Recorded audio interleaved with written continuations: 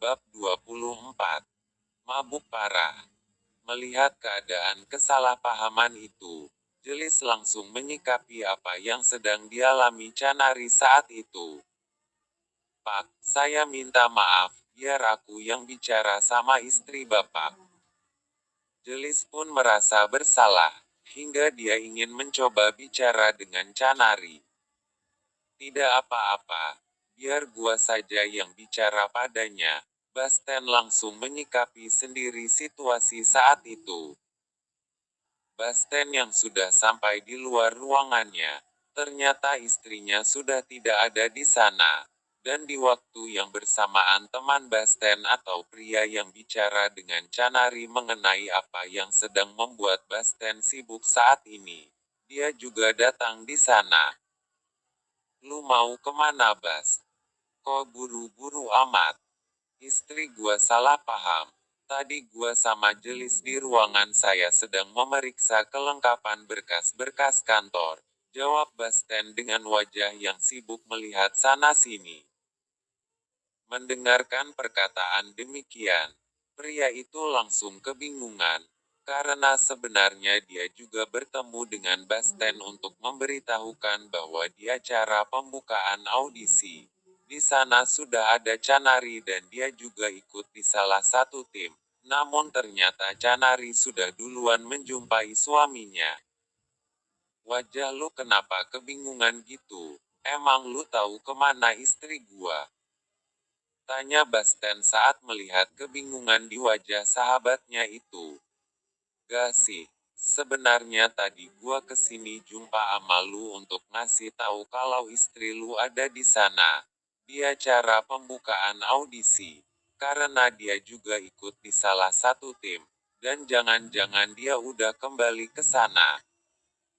Basten tidak banyak berdebat dengan temannya setelah mendengarkan perkataan itu. "Ya udah, kita ke sana sebentar, siapa tahu dia ada di sana." Keduanya langsung bergegas menuju tempat audisi bersama dengan temannya.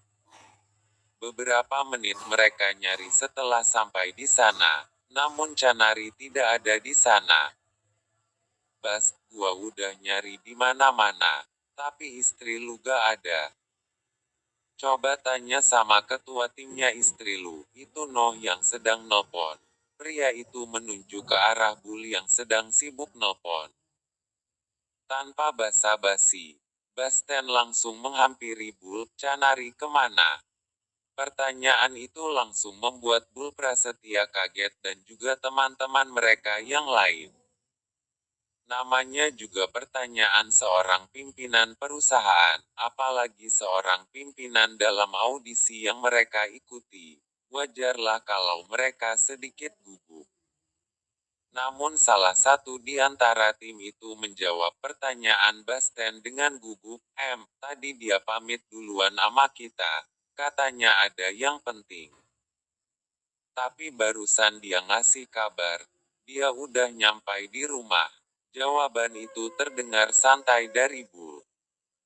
"Apa? Udah nyampai?" "Gua gak percaya." Basten terkejut mendengarkan jawaban Bul. Karena jarak kantor dengan rumah mereka biasanya Basten menempuh dalam waktu kurang lebih 1 jam. Tapi ini belum sampai 15 menit, dia udah nyampai. Seketika itu perasaan Basten kembali amburadul. Tentunya melihat tim istrinya yang dipimpin oleh Bul Prasetya. Namun kebijakannya seorang pemimpin, dia tidak memperlihatkan perasaannya yang amburadul saat itu. Ia langsung kembali ke ruangan kerjanya bersama dengan temannya itu. Dan di sana sudah tidak ada lagi Jelis. Sekarang tinggal mereka berdua dengan temannya. "Malam ini temani gua ke klub malam, kita udah lama gak main ke sana." Basten mengajak temannya karena perasaannya yang sedang kacau saat ini. Ditambah dengan masalah kantor, tindakan istrinya juga. "Apa yang sedang lu pikirkan, Keong? Bukannya pulang ke rumah menemui istri lu, malah ngajakin ke klub?" jawab temannya yang bingung mengartikan keadaan Basten saat ini. Udah, lu tinggal ikut aja. Gua yang bayarin kok. Ya udah, lagian gua udah lama gak dipijit ini. Kedua orang itu yang memiliki sifat yang sama, sepakat untuk ke klub malam, dan tidak lupa juga mereka ajakin si Altar.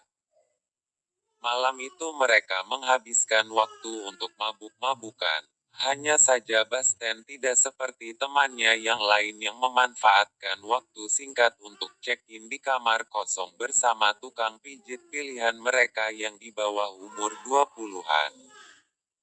Setelah Basten sudah puas minum, dia menelpon sahabat-sahabat tadi yang belum keluar juga dari kamar, yang sudah hampir lebih 1 jam. Halo, entar dulu Keong, udah, tanggung ini. Masih dibersihin pedang gua nih, jawab temannya di telepon. Cepetan, gua udah pening banget nih, kayaknya gua udah mabuk parah nih. Gua tunggu 3 menit lagi. Kalau kalian gak keluar gua pulang duluan. Basten mengancam temannya yang masih belum mencapai klimaks itu pastinya. Berlalu kurang dari 2 menit, keduanya kini keluar dari kamar dengan wajah yang sudah pucat. Gak sabaran kali lu Keong. Kita gak menikmati jadinya adegan ini. Perkataan itu terdengar kesal dari salah satu teman Basten. Iya, gua aja hanya 2 kali cer asteris T. Biasanya 3-4 kali cer asteris T. Masih dengan nada kesal terdengar dari Altar. Ya udah, lain kali lagi, ayo kita pulang. Gua udah gak kuat lagi ini. Basten langsung mengambil kunci mobilnya dan menyuruh Altar yang bawa mobil, sementara teman yang satunya pulang sendiri ke rumahnya. Tar, lu yang bawa mobil, terus lu antar gua ke rumah. Basten memilih untuk pulang ke rumah, bukan di kantor, tempat nginapnya akhir-akhir ini kalau dia lembur kerja. Keduanya sudah sampai di depan rumah, dan seorang satpam langsung menghampiri mobil Basten. Malam tuan, sapaan Pak Rudi sambil membuka pagar. Pak, pada kemana? Kenapa rumah pada kesepian? Tanya Altar kepada Pak Rudi saat melihat rumah Basten seperti yang tidak ada penghuninya. Udah pada tidur semua mas, tapi kayaknya tinggal Neng Chan belum tidur tuh. Lampu di kamarnya masih nyala, jawab Pak Rudi sambil menunjuk ke arah kamar Chan yang masih nyala lampu kamarnya di lantai 2. Udahlah, cepat bawa gua masuk. Mau pada tidur? Mau kemana? Pokoknya gua masuk. Basten berkata tegas karena sudah sangat pusing dengan minuman beralkoholnya. Kemudian Pak Rudi langsung membukakan pintu dan Altar melajukan mobil masuk ke dalam rumah. Namun ketika pintu dibukakan Pak Rudi, kebetulan di sana masih ada Canari yang belum tidur, sedang menyetel gitarnya di ruang tamu. Pintunya kenapa dibuka Pak Rudi? Tanya Canari yang belum melihat kedatangan suaminya yang sudah mabuk. Oh, itu Neng. Mas Basten pulang. Dan sepertinya si Mas mabuk parah tuh, dianterin sama temannya Mas Basten. Jawab Pak Rudi sambil membantu Altar membawa masuk si Basten yang sudah mabuk parah. Canari terlihat biasa saja saat mendengarkan perkataan Pak Rudi. Karena masih kesal dengan apa yang dia lihat dengan mata kepalanya sendiri. Oh, dia ingat juga rumahnya ya. Ngapain dia kesini? Bukankah dia sibuk dengan cewek-ceweknya di sana? Perkataan Canari semakin kesal saat melihat Altar yang membawanya pulang.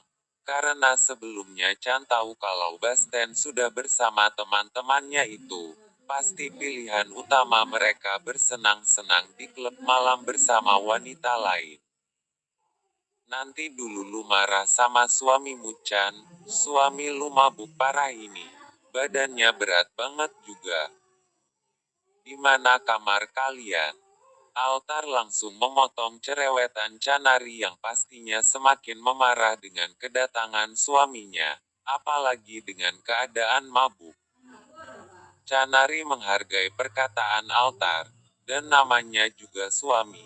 Canari membantu mengangkat tubuh suaminya yang sangat berat itu masuk di kamar.